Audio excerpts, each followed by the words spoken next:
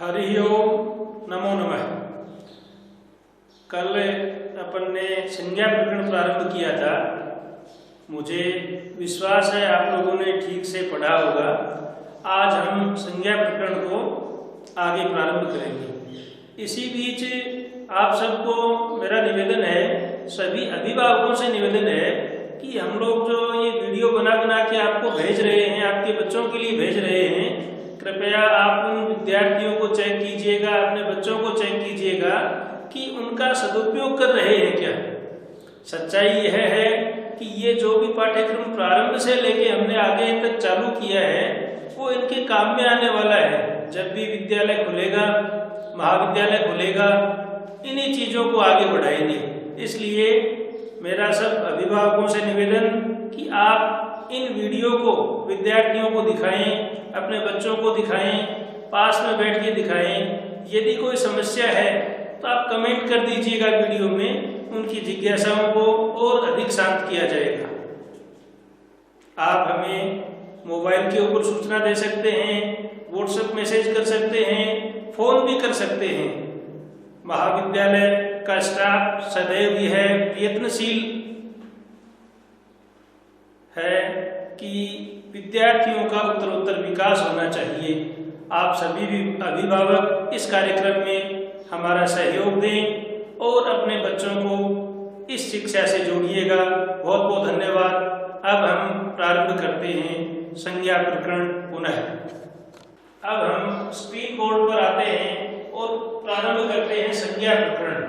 संज्ञा प्रकरण में हमने कल जहाँ से छोड़ा था वहीं आगे से प्रारंभ करते हैं। सूत्र है उच्चैरुदात्तः। यहाँ पर से की जगह रू है, मिसप्रिंट हो गया, उच्चैरुदात्तः। सूत्र है उच्चैरुदात्तः। इसकी वृत्ति होगी तालवादीषु सभागेषु स्थानेषु ऊर्ध्वभागे निष्पन्नो अज अनुदात्त संज्ञे स्यात्। इसके बाद सूत्र आता है निच्चैरुदात्तः। तालवादीषु सभागेषु स्थानेषु अधोभागे निष्पन्नो अज अनुदात्त संज्ञे स्यात्।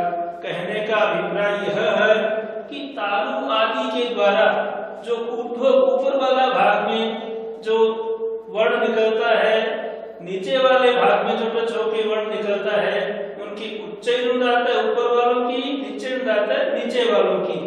जो स्वर नीचे के भाग से उत्पन्न होता है उसकी अनुदात्त संज्ञा होती है, ऊपर के भाग से जो उत्पन्न होकर निकलता है उसकी उदात्त संज्ञा होती है। इसी प्रकार से आगे का जो सूत्र है समाहारः स्वरितः। समाहारः स्वरितः उदात्त अनुदात्तत्वे वर्णधर्मौ समाह्रियेते यस्मिन् सो अच स्वरित संज्ञे स्यात्। कहने का अभिप्राय यह है उदात्त और अनुदात्त दोनों वर्णों का जो धर्म निभाता हो, अर्थात दोनों ही उसमें गुण हो, वह उदात्तत्व अनुदात्तत्व ये दोनों जिस अच में विद्यमान हैं उस अच की स्वरित संज्ञा होती है। अर्थात उदात्त अनुदात्त दोनों के गुण धर्म जिसमें हैं उस स्वर की स्वरित संज्ञा होती है। आगे सूत्र आता है स्वरितः। स्वरों के उदात्त अनुदात्त होने से, मिश्रित होने से उसे स्वरित कहा जाता है। अर्थात जो वर्ण तालवादी के माध्यम से के मध्य भाग से बोला जाए उसे स्वरित कहते हैं। इस प्रकार हम देखते हैं स्वरों के 9 भेद होते हैं। इस प्रकार से हैं उदात्त स्वर, देखिएगा ह्रस्व उदात्त, ह्रस्व अनुदात्त, ह्रस्व स्वरित, दीर्घ उदात्त, दीर्घ अनुदात्त, दीर्घ स्वरित, प्लुत उदात्त, प्लुत अनुदात्त, प्लुत स्वरित। इस प्रकार से हम देखते हैं कि स्वरों के ये 9 भेद हैं। अब हम देखते हैं आगे अनुनासिक और अनअनुनासिक, ये 2 भेद और होते हैं। तो इस प्रकार से स्वरों के भेद जो 18 वगैरह भेद होते हैं उनकी अपन जिक्र आगे कर रहे हैं। देखिए उदात्त स्वर कौन कौन से हैं? अ, ई, उ इत्यादि। इनके आगे जो ये इस प्रकार से चिन्ह लगे हुए हैं उद्दात का चिन्ह है। खड़ी लाइन जो लगी हुई है इनके आगे इनको उद्दात के नाम से संबोधित किया जाता है। अनुदात स्वर के नीचे पड़ी लाइन लगी हुई है, इसे हम अनुदात स्वर कहते हैं। स्वरित में क्या है, जैसे अ है, मिश्रित गुण धर्म वाले होते हैं ना ये, तो इसलिए अ ई उ इनका जो समाहित है उसे हम मिश्रित रूप से कहा जाता है, इनको बोलते हैं स्वरित स्वर। इस प्रकार से चिन्हों को हमने देखा, ये चिन्ह केवल वैदिक प्रक्रिया में ही काम में आते हैं, वेदों में ही मिलते हैं, फिर भी प्रसंगवश यहाँ जानना उचित था। आगे सूत्र आता है, देखिए आप, मुख नासिका वचनोनुनासिकः, मुख नासिका वचनोनुनासिकः। सूत्र का अर्थ एकदम स्पष्ट दिखाई दे रहा है। मुख सहित नासिकयो उच्चार्यमाणो वर्णो अनुनासिक संज्ञः स्यात्। कहने का अर्थ यह हुआ कि मुख से, नासिका से बोले जाने वाला जो वर्ण है अनुनासिक संज्ञक होता है। इस प्रकार अ, ई, उ, री इन वर्णों में प्रत्येक के 18 दो भेद होते हैं। ये जो ली वर्ण है, ली वर्ण के केवल 12 भेद होते हैं। उसका कारण यह है कि ली का दीर्घ रूप नहीं होता है, ली में दीर्घ नहीं होता है, इसका ह्रस्व ही होता है।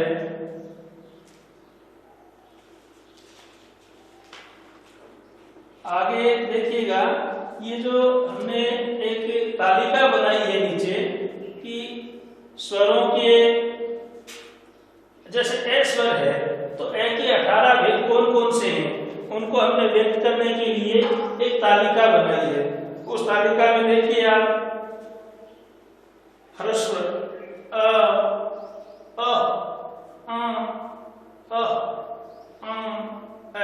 ये इस प्रकार से आपको संकेत दिया गया है कि ये ह्रस्व जो स्वर है वो वैदिक प्रक्रिया वगैरह में निशान आते हैं और आते चिन्ह आते हैं। लौकिक प्रक्रिया में आजकल लोग इन सबको भूल चुके हैं। ए के ह्रस्व दीर्घ प्लुत, इस प्रकार से हमने भेदों को करते हुए इनके 18 भेदों को व्यक्त किया है। दीर्घ है, प्लुत है। हम लोग लौकिक व्याकरण में, लौकिक में, लोक बोलचाल की भाषा में ह्रस्व और दीर्घ दो को ही मानते हैं, लेकिन व्याकरण शास्त्र की दृष्टि से प्लुत का भी महत्वपूर्ण स्थान है। जब हम कुछ कम आवाज लगाते हैं तो ह्रस्व ए माना जाता है, दीर्घ में आ को मानते हैं, लेकिन उसके भी आगे ये जो 3 का स्थान, 3 दिखाई दे रहा है संकेत, इसका अभिप्राय यह है कि ये प्लुत है और इसमें ऊष्मा भी ज्यादा लगती है। जैसे अपन आवाज लगाते हैं, अरे भो किम भो अत्र आगच्छ, इस प्रकार के उच्चारणों में हम लोग देखते हैं कि ये प्लुत का उपयोग किया जाता है। तो इस प्रकार से ए के 18 भेद होते हैं, स्वरों के जो भेद होते हैं वो प्रदर्शित किए गए हैं। अब आगे आप देखिएगा, सूत्र है तुल्यस्य प्रियत्नम सवर्णम, तुल्यस्य प्रियत्नम सवर्णम, तालवादी स्थानाम आभ्यंतर प्रियत्नश्चेत् द्वयं यस्य येन तुल्यम तन मिथ्यम सवर्ण संज्ञेय स्यात्। कहने का अभिप्राय यह है कि प्रियत्न 2 प्रकार के होते हैं, आभ्यंतर प्रियत्न, बाह्य प्रियत्न। जिन वर्णों के बाह्य प्रयत्न, आभ्यंतर प्रयत्न दोनों समान होते हैं, एक जैसे होते हैं, उन वर्णों की सवर्ण संज्ञा होती है। तुल्य अस्य प्रयत्नम, जिसके एक जैसे प्रयत्न हैं उन वर्णों की सवर्ण संज्ञा होती है। अब आगे देखिए, एक वार्तिक है, इसमें री के नीचे वो छूट गया है कंप्यूटर से, री वर्णयो मिथ्या सावर्ण्य वाच्यम। री की और री की दोनों एक जैसी हैं, इनकी परस्पर सवर्ण संज्ञा होती है, इन दोनों वर्णों की सवर्ण संज्ञा होती है। अब उच्चारण की दृष्टि से व्याकरण शास्त्र में उच्चारण स्थानों को दर्शाया गया है। पहला है अकूह विसर्जनीयानाम कंठः। ए का कू का मतलब है केवल क ख ग घ, है का और विसर्ग का, इनका उच्चारण स्थान कंठ होता है। आप उच्चारण की दृष्टि से एक बार प्रयोग करके देखिए। अ क ह, इन सब का उच्चारण जब हम करते हैं तो प्रतीत होता है कि अपने जो इनकी ध्वनि कंठ से निकल रही है। ईचू यशानाम तालु, ईचू यशानाम तालु, ई का च वर्ग का और ये स है, इसको तालव्य सकार बोलते हैं, इनका उच्चारण स्थान तालु होता है। ऋतु रसानाम मूर्धा, री का टू का मतलब ट ठ ड ढ, इनका और ये मूर्धन्य से बोलते हैं इनका। ये स तीन प्रकार के होते हैं। इस स का मूर्धन्य सकार नाम है। री का, ट वर्ग का, रे का और ये स का, इनका उच्चारण स्थान मूर्धा से होता है। आगे आता है ऋतु लसानाम दंता, ये लय के नीचे री की मात्रा है, कंप्यूटर से छूट गई। ऋतु लसानाम दंता, री का, तू का मतलब तय वर्ग का, लय का और ये स, तीसरा स ये है, इनका उच्चारण स्थान दंत के द्वारा होता है। आशय यह है दंत आवाज नहीं करते हैं, लेकिन इनकी ध्वनि जब निकलती है तो हमारी जिह्वा दंत के टकराती है, इसीलिए इनको दंते बोला जाता है। उपपद्मानीयानाम औष्ठौ, अब देखिए उपपद्मानीय उ का और प वर्ग का, उपपद्मानीय निशान होते हैं उनका उच्चारण स्थान कंठ होता है। क्षम्यतां, ये गलत है। उपपद्मानीयानाम औष्ठौ, ये ऊ का उपपद्मानीय जो निशान होता है उसका उच्चारण स्थान क्या होता है? ओष्ठ होता है, ओठ के द्वारा निकलते हैं। और ऊ का मतलब क्या है? पैवर्ग, पैवर्ग का उच्चारण स्थान ओष्ठों के द्वारा निकला जाता है। जिह्वामूल्य से जिह्वामूलीयम, जिह्वामूलीय का भी ये चिन्ह होता है, उनका जिह्वामूलीय के द्वारा उच्चारण होता है। अब आता है आपके यमवर्णानाम नासिका च, ये वर्ग के जो जैसे क वर्ग है, क ख ग, लास्ट में जो अक्षर है ग, ये अंतिम अक्षर का उच्चारण स्थान नासिका के द्वारा होता है। आगे देखिए आता है एदंतो कंठ तालु, ए का ऐ का उच्चारण स्थान कंठ और तालु है। ए का और ऐ का उच्चारण स्थान कंठ और तालु है। ओदौतो कंठोष्ठौ, देखिए आदौतो, ओ का औ का, इनका उच्चारण स्थान कंठ और ओष्ठ है। वकारस्य, आगे चलिए भैया, वकारस्य दंतोष्ठम, वकार का उच्चारण स्थान दंतोष्ठ है। जिह्वामूल्यस्य जिह्वामूल्यम, जिह्वामूल्य एक निशान होता है जो आपको आगे बताएंगे। नासिका अनुस्वारस्य, और नासिका का ये अनुस्वार का उच्चारण स्थान नासिका के द्वारा होता है। मैं एक बार इस चीज को दोबारा व्यक्त करना चाहूंगा। अकूह विसर्जनीयानाम कंठः, ए का, कै वर्ग का और है का विसर्ग का, इनका उच्चारण स्थान कंठ होता है। ईचू यशानाम तालु, ई का, च वर्ग का, ये का और इस से का उच्चारण स्थान तालु के द्वारा होता है। ऋतु रसानाम मूर्धा, री का, ट वर्ग का, रे का और ये से, इनका उच्चारण स्थान मूर्धा होता है। ऋतु रसानाम दंता, ले का, री जो होती है मात्रा वाली री, और तय वर्ग और ले और से, इनका उच्चारण स्थान दंत के द्वारा होता है। अब देखिए ये है उपपद्मानीय, उपपद्मानीयानाम औष्ठौ, तो इसके लिए हमने स्पष्ट लिख रखा है उकार, पैवर्ग, उकार, पैवर्ग और उपपद्मानीय, इनका उच्चारण स्थान ओष्ठ के द्वारा होता है।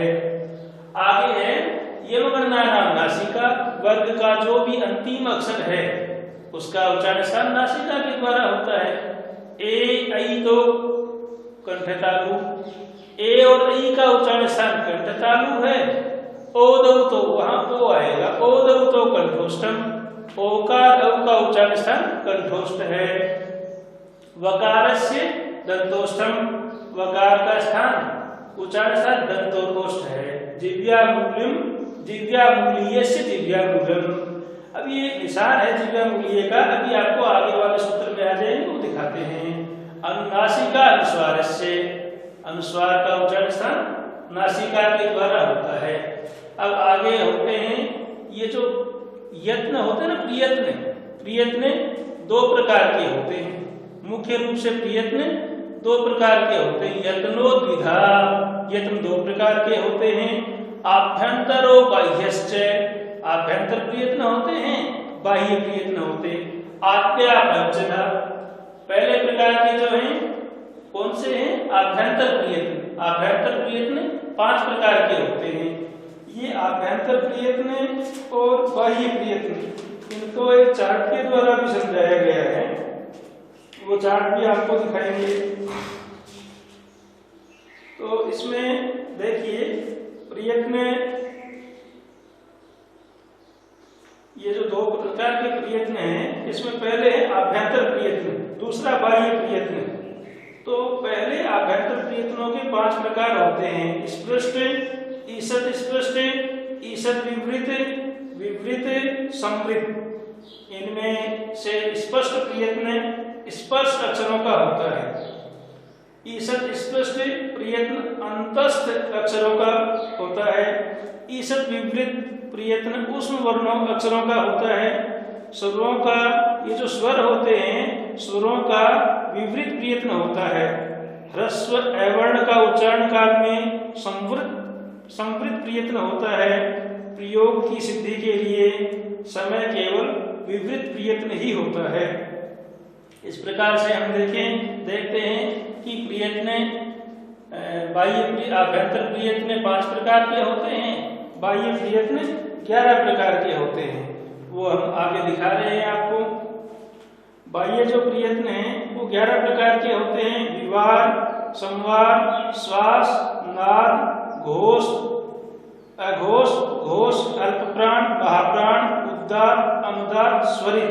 ये 11 प्रकार के आभ्यंतर प्रयत्न होते हैं। आभ्यंतर 5 के होते हैं, बाह्य 11 के होते हैं। इस प्रकार से प्रयत्नों का अध्ययन हम कर रहे हैं। कैसे बताया गया था, अब स्पष्ट बताया गया तालिका के द्वारा। ये मैं आपको बता रहा था, आगे के सूत्रों में आएगा। ये आप देख रहे हैं कखाभ्याम, क और ख के बीच में ये जो चिन्ह रहता है इसे बोलते हैं प्रागट विसर्ग जैसा है, विसर्ग जैसा लग रहा है, तो इसको बोलते हैं जिव्यामूलीय। ये क के पहले जो ये क यहाँ है, ये क और ख के है, इसको बोलते हैं जिव्यामूलीय। और ये जो प और फ के नीचे है, इसको बोलते हैं उपपद्मानीय। तो इस प्रकार हम देखते हैं कि ये जो सारे के सारे तालिका में स्पष्ट दिखाई दे रहे हैं उनका उच्चारण स्थान। और ये जो चंद्राकार उल्टा सीधा जिसे हम विसर्ग के जैसा मान सकते हैं, क और ख के बीच में आए तो उसका अर्थ होता है जिव्यामूलीय। प और फ के बीच में आता है तो उसका बोलते हैं उपपद्मानीय। इस प्रकार से हम ये स्पष्ट कर सकते हैं कि उपपद्मानीय और जिव्यामूलीय का चिन्ह क्या है। अब इसमें आभ्यंतर प्रयत्न किन किन के कैसे क्या हैं, बाह्य प्रयत्न क्या क्या हैं, उनके हम एक तालिका के द्वारा आपको स्पष्ट करवा रहे हैं। देखिए, अर्थ आभ्यंतर प्रयत्न बोधक चक्रम, ये जो स्पष्ट है, ईषद स्पष्ट है, विवृत है, ईषद विवृत है, संवृत है, ये 5 प्रकार के जो हैं, इन 5 में ये बताया गया है कौन से अक्षर का स्पष्ट है, कौन से का ईषद स्पष्ट है, विवृत है, ईषद विवृत है, संवृत है। इस प्रकार से आभ्यंतर प्रयत्न ये हैं। बाह्य प्रयत्न में कौन कौन से अक्षर आते हैं उनको भी इस तालिका में बताया गया है।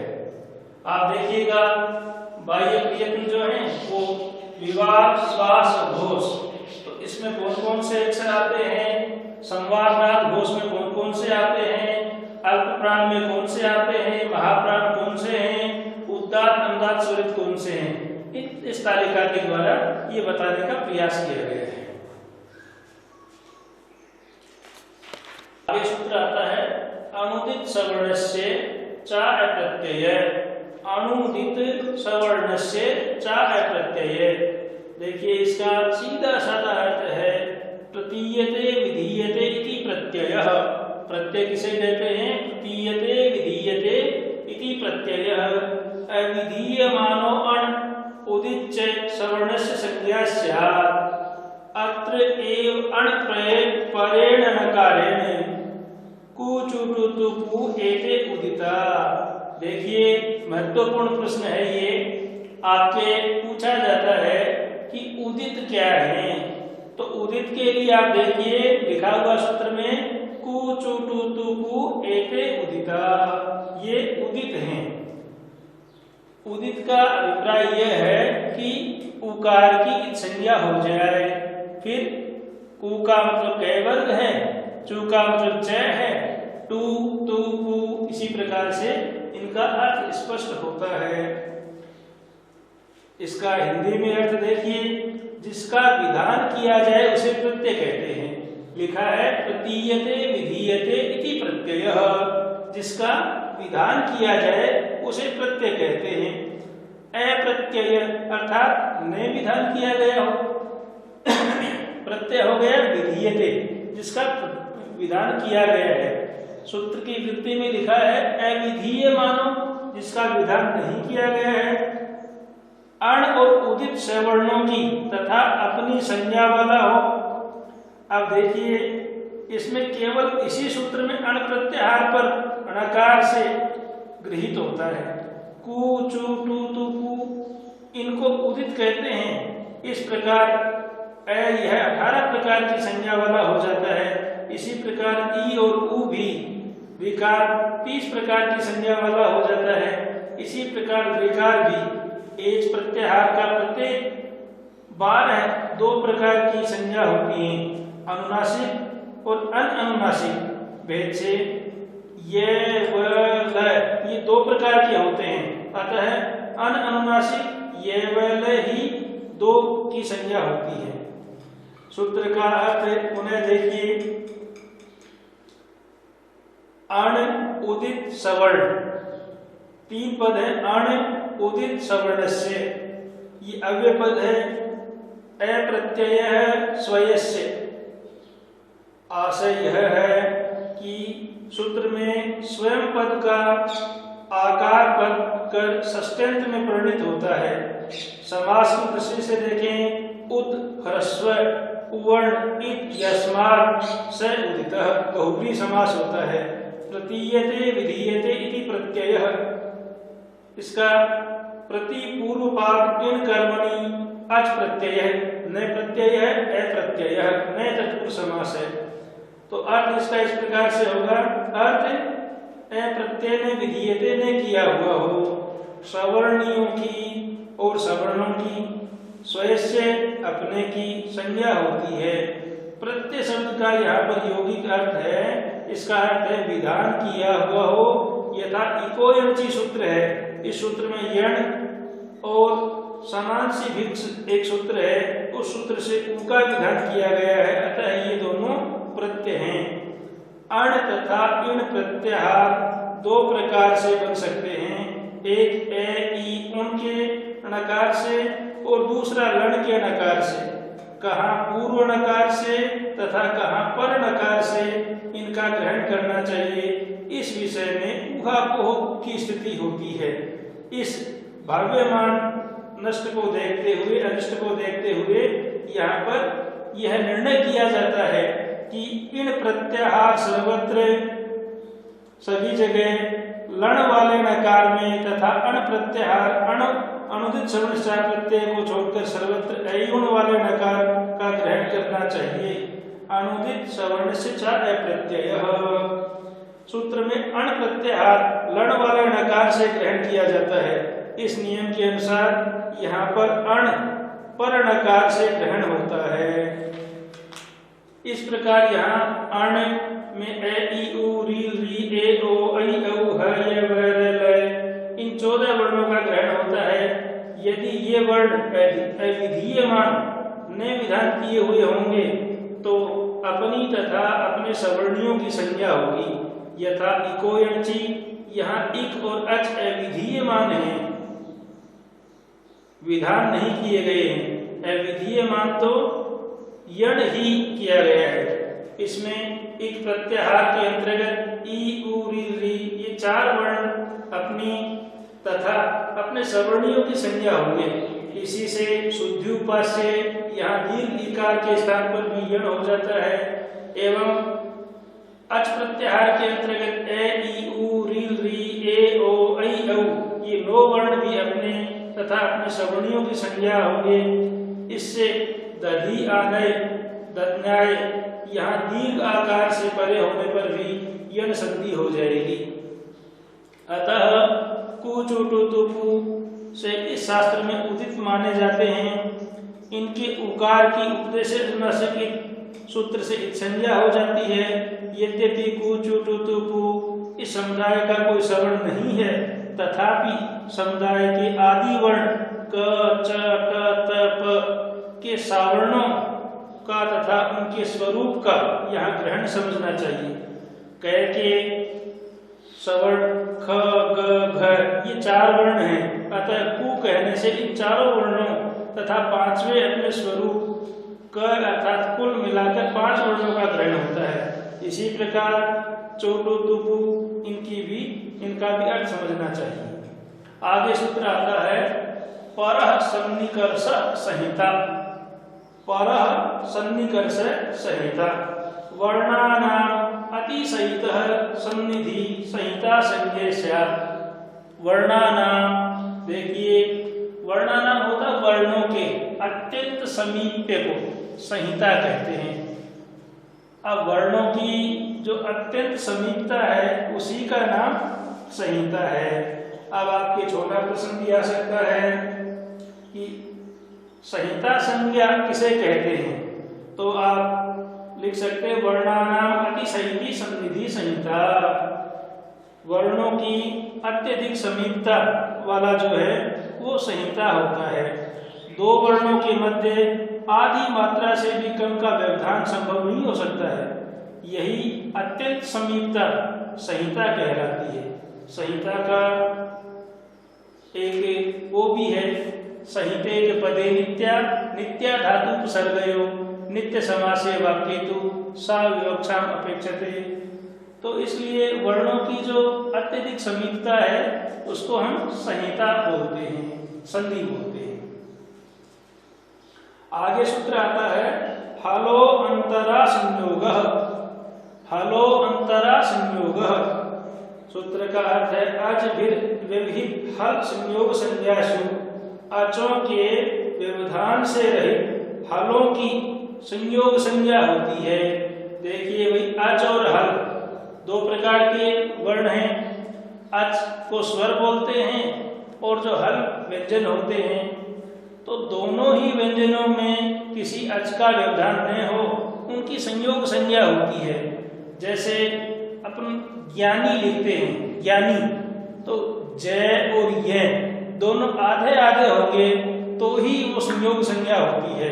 वरना इनके जय यदि पूरा होगा तो उसमें अंत में ए होता है। इसलिए अचों से रहित व्यंजनों की ही संयोग संज्ञा होती है।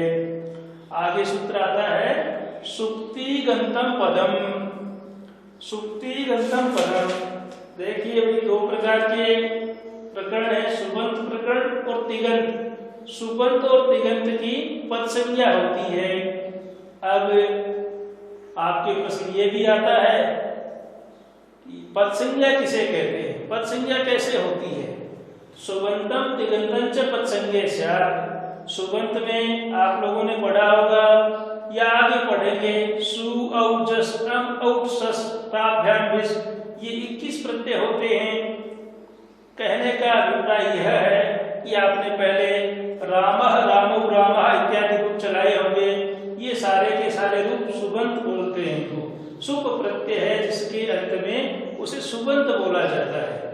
और तिगंत का मतलब होता है तिप्तस झी सिप्तस्थ मिप्वस्मस, ये धातुओं के प्रत्यय होते हैं। 9 प्रश्नी पद के होते हैं, 9 आत्मीय पद के होते हैं।